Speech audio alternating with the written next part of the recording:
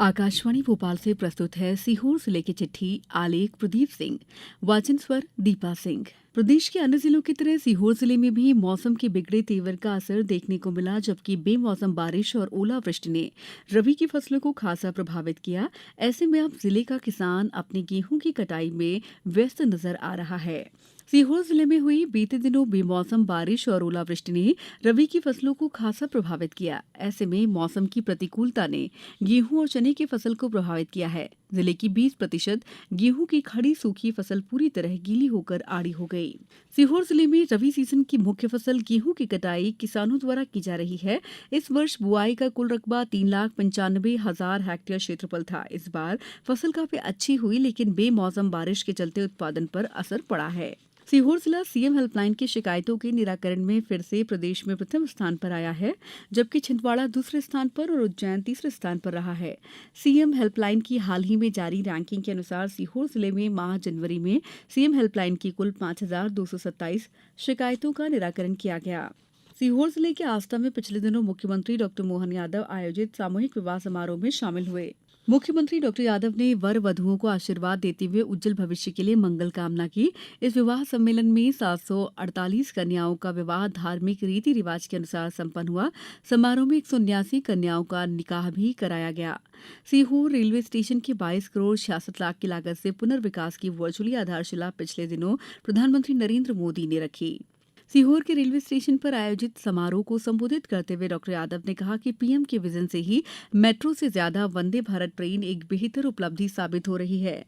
सीहोर के कुइया गार्डन में सूचना एवं प्रसारण मंत्रालय के अधीन पत्र सूचना कार्यालय भोपाल द्वारा एक दिवसीय मीडिया कार्यशाला वार्तालाप का आयोजन किया गया।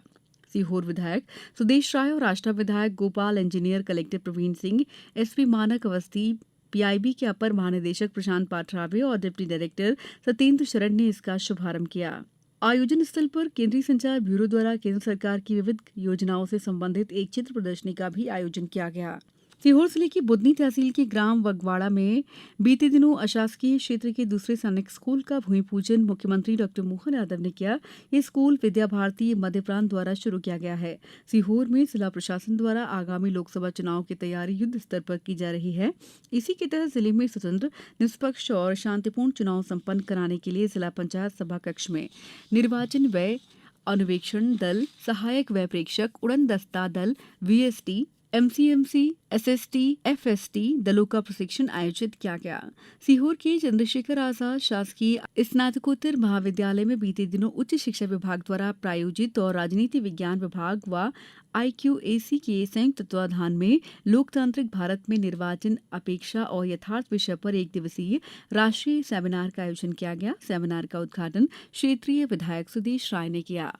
सीहोर में साइबर अपराधों में वृद्धि और उनके दुष्परिणामों को ध्यान में रखते हुए इससे बचाव के उपायों के लिए ई-दक्ष केंद्र कलेक्ट्रेट कार्यालय परिसर में साइबर सुरक्षा प्रशिक्षण आयोजित किया गया। सीहोर में राष्ट्रीय विधिक सेवा प्राधिकरण और राज्य विधिक सेवा प्राधिकरण के निर्देशानुसार इस साल की प्रथम नेशनल लोक अदालत का आयोजन आगामी 9 मार्च को किया जा रहा है।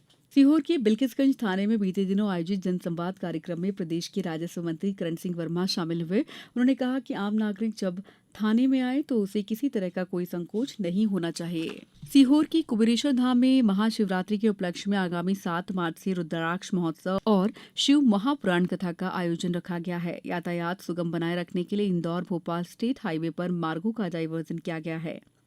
सीहोर जिले के अंतर्राष्ट्रीय वेटरन वेट लिफ्टर 64 वर्षीय मोहन पाराशर ने पिछले दिनों जर्मनी के पॉट्सडैम में संपन्न weight lifting masters world championship प्रतियोगिता में 142 केजी वेट उठाकर गोल्ड हासिल किया। जिले की चिट्ठी समाप्त हुई।